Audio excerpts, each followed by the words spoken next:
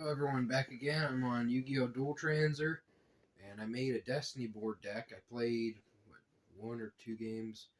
I think one game I ended up winning from the Destiny board. I opened it on turn 8, I won, and then the second game I think I just won by just attacking and doing damage.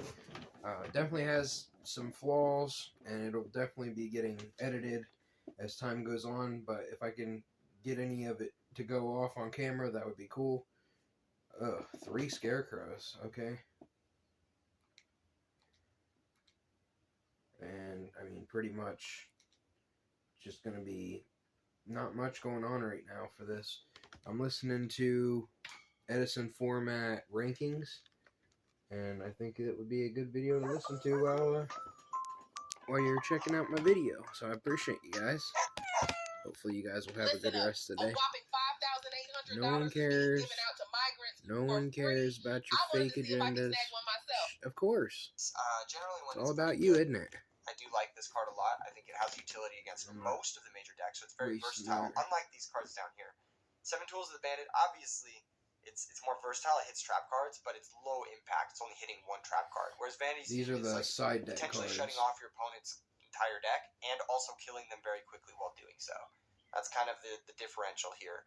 These cards down here, Possessed Dark Soul, Trap Beater, they're narrow. They don't kill your opponent quickly. They don't really do much. That's why they're in the E tier.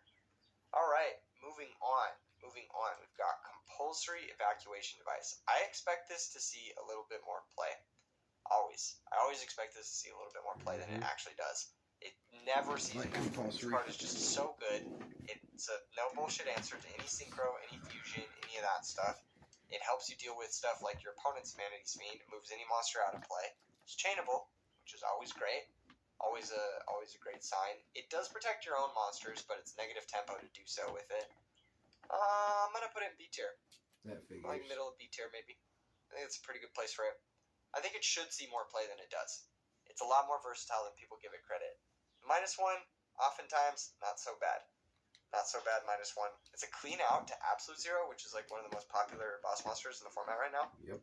I like that. It can also buy you a turn if you just need a turn to kill your opponent. If your deck's quite fast, Compulsory Evacuation Device is usually pretty good. I don't know. I'm a fan of the card. I think it's quite good. I think it should see more play. Next up, we've got Marionette Might. I'm going to talk about this in tandem with the next card on the list, which is Zombie World. I think Marionette Might is quite bad. I think it's probably like a D tier, low D tier card. I think the effect is a fair bit more powerful than Possessed Dark Soul and Trap Beater. If you think about it in this sense, Possessed Dark Soul takes your normal summon and it can steal weak monsters. I'm sorry. Marionette Might doesn't take your normal summon and it can steal strong monsters like Caius or Gors, which I think has a lot of upside. And if you are citing Zombie World, which is the next card on this list, well, let's talk about Zombie World a little bit. What does Zombie World do in the metagame? It shuts off Red Ice Darkness Metal.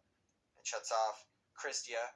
It shuts off all of the like type specific stuff, like face up Wing Beast being tributed for Icarus attack. It shuts off all of the Monarch stuff, all of the tribute summons that aren't for zombie type monsters. I think this is a fantastic card. It's searchable off of terraforming. I think it's a very, very strong sideboard card. I'm going to put it as a high B tier for now, potentially even a low A tier. I don't even really know I why think if you're citing Zombie World and you're also looking for a Marionette Might type of effect, citing them together, if you can search for the Zombie World, very strong. I think in the instance that Marionette Might is getting cited alongside Zombie World, I would bump it up to a high C or a low B tier as well. I think just having those extra copies, like a Sangan, tutorable, Change of Heart. And if I'm not mistaken, I believe Marionette Might is also dark, so you can lure it away at the very least. Very, very strong combination to have those two in your sideboard. Okay, next up, Twister. Twister is a card that saw a little bit of play last year, but has seen a lot less play this year, I will say. A lot less play. I think Twister sucks. It's very niche. Very, very niche. Resize, bitch. God fucking damn it. It means Fortress and... It's very niche. I think it's usually worse than like Dust Tornado. The only reason it's ever good is because it's fast. And it can pop floodgates real quick. You can chain it from your hand to a Royal Oppression. Or you can pop a Mask of Restrict in response to something or whatever. You can do it on the turn that you draw it, which is nice. I think that has some upside. I'm going to put it slightly above 7 Tools of the Bandit. The life point cost is also very real. pay 500 life points for an effect that, let's say, MST or Dust Tornado does for free is another reason why it's kind of like, it could be dead. It could actually be dead, or it could put you into a lethal range from a crackback. I don't love cards that pay life points. I think that Edison format is a format where your life points matter a lot more than usual.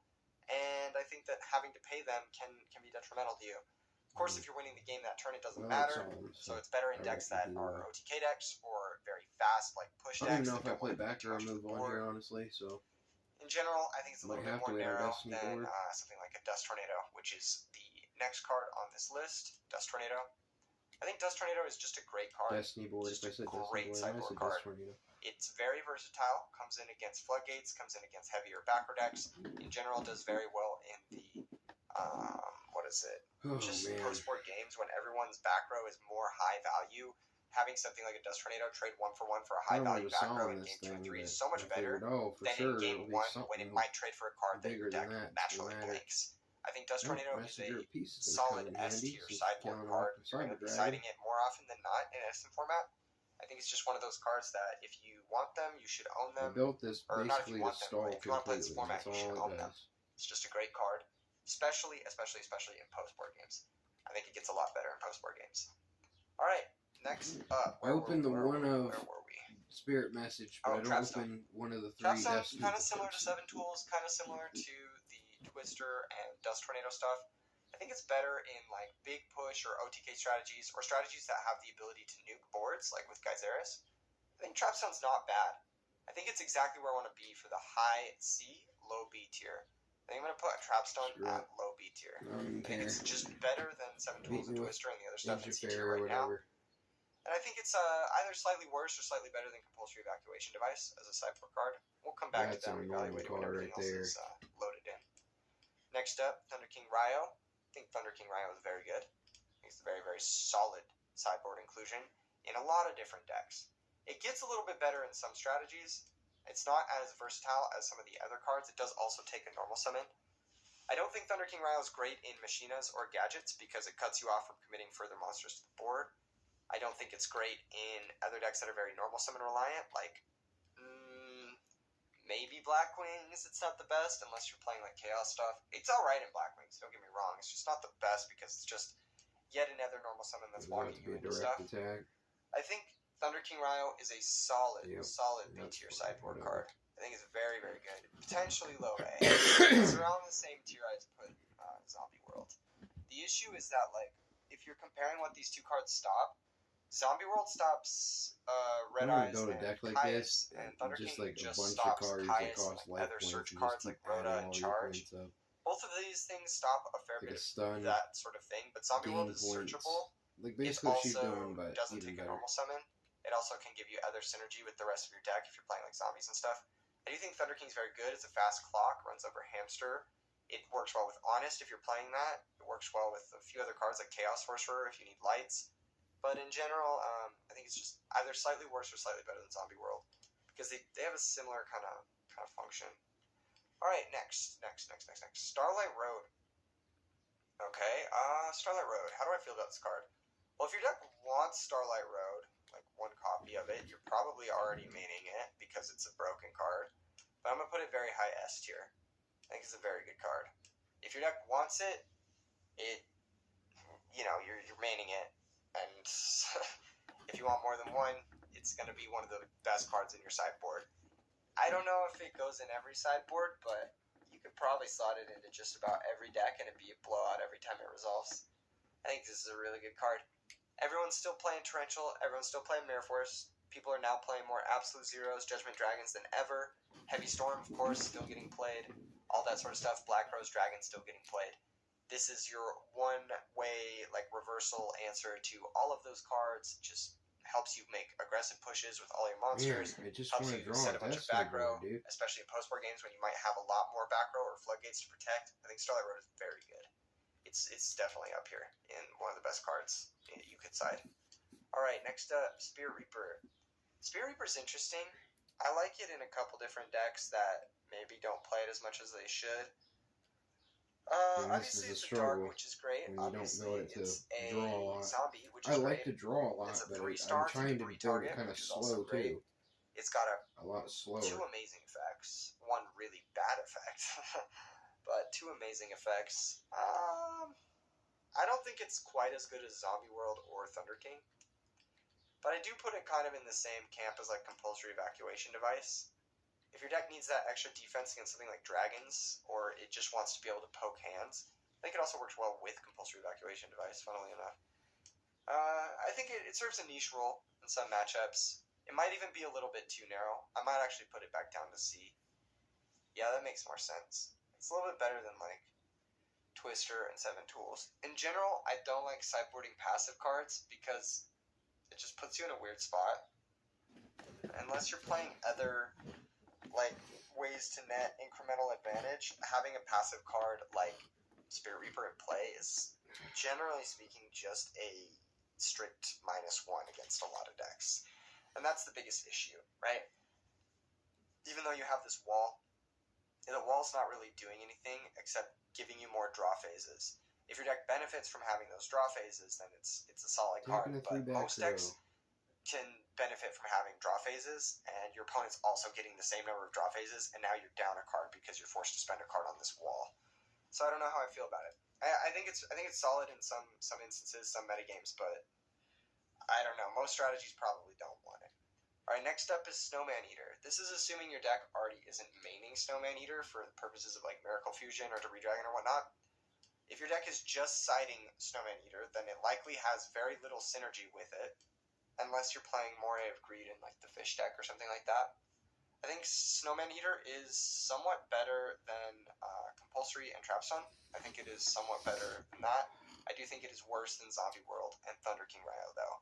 This is assuming your deck has no like built-in synergies outside of like occasionally Moray of Greed or like Goes and Match, like Tribute to Mobius over it. Oh, of course. In general, I don't think Snowman Eater is that good. It has a lot of the same issues with Spirit Reaper. Of course, it does get you card advantage. It flips and destroys something, but then it has to flip to attack mode. Oh, yikes. Which is not ideal. That's a machine. It's very good at breaking aggressive forces. A little bit better than I think Spirit Reaper, because it's also very good against Clads and Blackwings. But in general, it's not going to kill the opponent ever, and you need a way to convert that advantage. So you got to be playing like Caius's, and you got to not be already wanting to main deck the Snowman Eater. All right, next up, Smashing Ground. Oh, you guys already know. Smash like, subscribe. Smash like, subscribe. If you aren't already subscribed, subscribe today. E3 Yu-Gi-Oh! To the moon, baby. Edison format to the moon. You guys like videos like this? You guys like the channel? You guys like everything we're doing out here? Tomorrow we're doing a video with Quarpath. God willing, the fucking dueling book is up. And that should be really exciting. You're not going to want to miss that. Make sure you're subscribed. Make sure you've left a like, left a comment for the algorithm. Give us a little boost. Give us a little boost. That's pretty basic. Speaking of Smashing Ground, I actually think Smashing Ground is a decent card to side deck. Oh, man. Probably a little bit better than Snowman Eater. Halfway through the deck, maybe a little bit worse. Looking for 7 of the cards out of the 21. So a third of the deck. Smashing Ground doesn't really do much. Yeah, it's probably about as good as Compulse. Of course, go ahead and add your bullcrap. Maybe a little better than Compulse. It answers a lot of really annoying threats like Titanium, Christia. It answers what's that other card? White Knight Dragon. You know the ones. The annoying cards. It comes in. It deals with a lot of annoying cards. Absolute Zero does it just on demand, no questions asked. Just pop the monster. It's pretty good. It's oftentimes gonna be sort of a -1, or you're gonna be using it at disadvantage. Because it's not a trap card, right? You can't use it to interrupt your opponent's play. They're going to get their play off, then on your turn you're going to have the Smashing Ground to respond to the play. You've either already taken a hit or taken damage or whatever as a result of that, but sometimes you just need an answer to things like Vandy's Fiend. Sometimes you just need an answer to things like Christia, and Smashing Ground is one of the best ways to just, no questions asked, answer something. Alright, next up, Shadow Imprisoning Mirror and Light Imprisoning Mirror. That's going to be the next one. Let's talk about Shadow Imprisoning Mirror.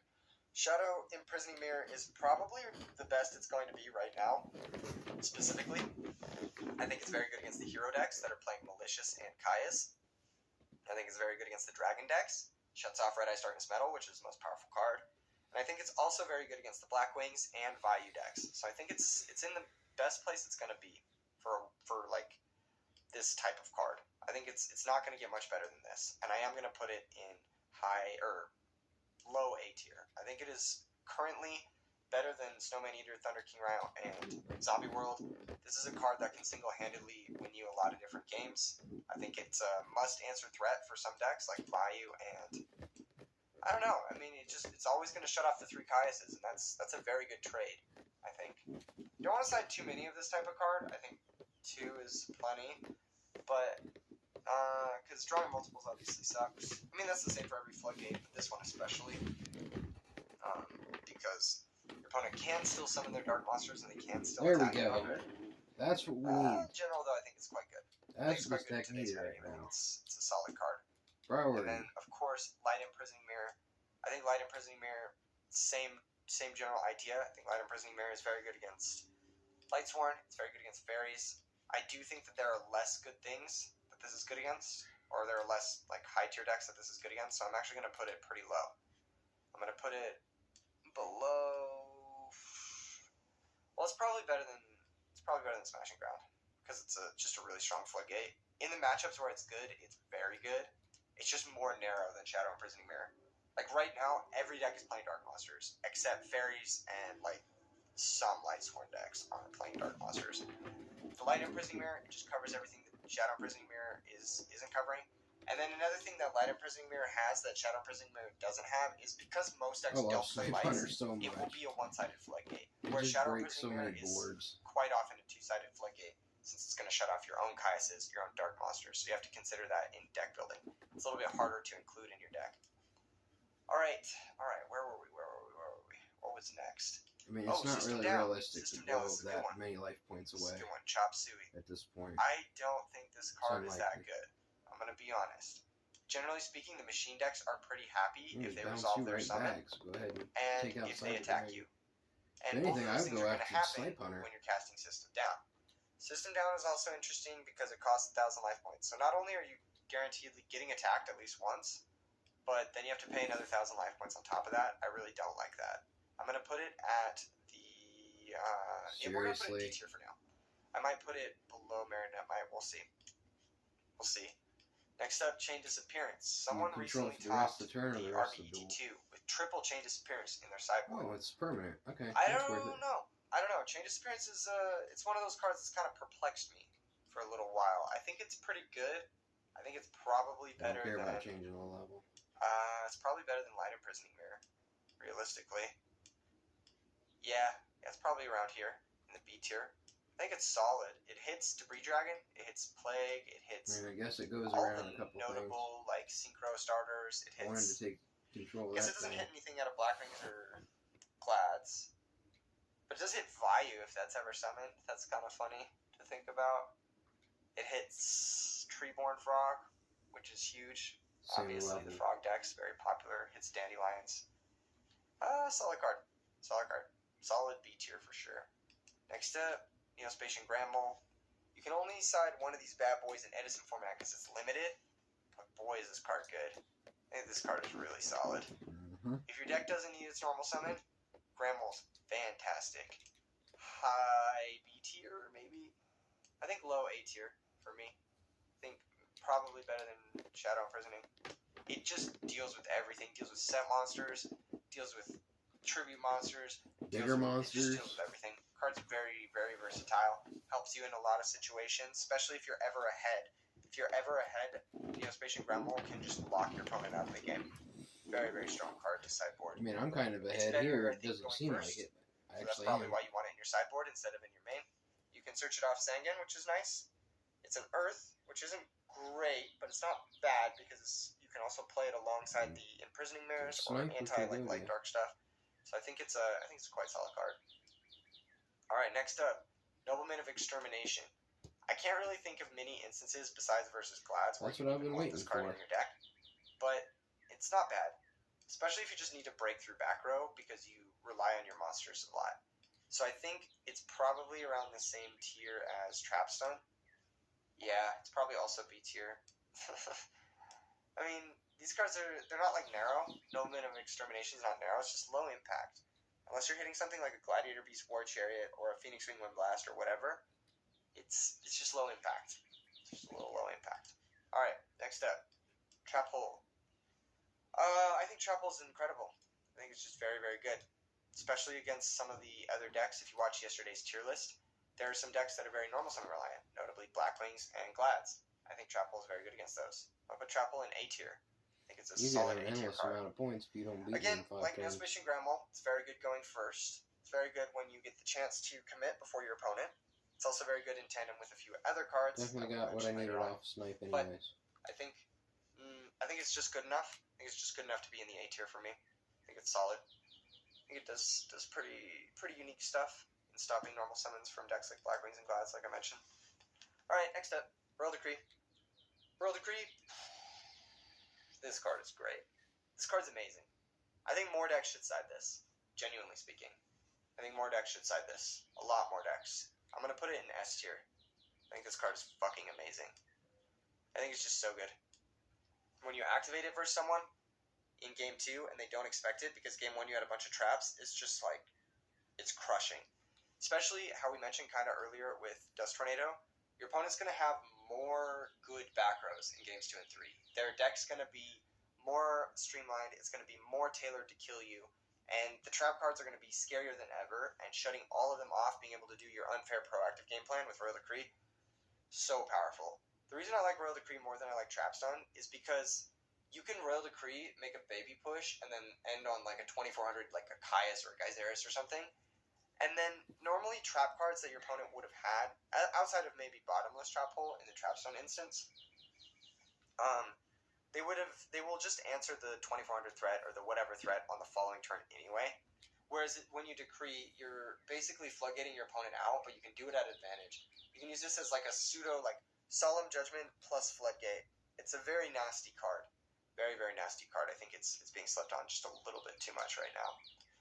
Speaking of nasty cards, Rivalry of Warlords. This card is a very, very good card. High S tier if your deck can support it. High S tier. The only reason it's not going to go high S tier as Starlight Road is because most decks can't support it. It's very difficult for some decks. If you're playing Gadgets or Machines, or Blackwings or Dragons, definitely consider playing this card. It's very good.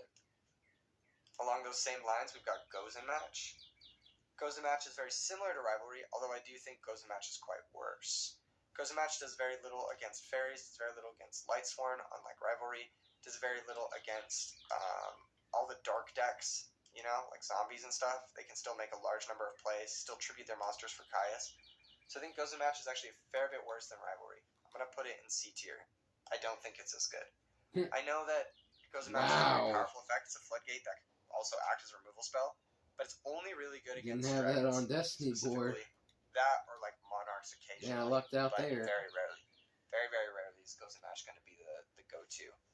Maybe it's a little higher than that. Let me do a little rearranging. Yeah, Gozen Match is probably better than like Trapstone and Nobleman. I don't know if it's better than the low impact stuff, like the compulsory and the smashing ground. It's probably better than these two, yeah. Okay, let's move this around a little. That looks nice. Yeah, that looks like it makes more sense. Gozen Match, probably about as good and as narrow as Light Imprisoning Mirror. If you want to hit that one deck, go for it. Alright, next up, where were we? I don't remember where we were at. Oh, Puppet Plane.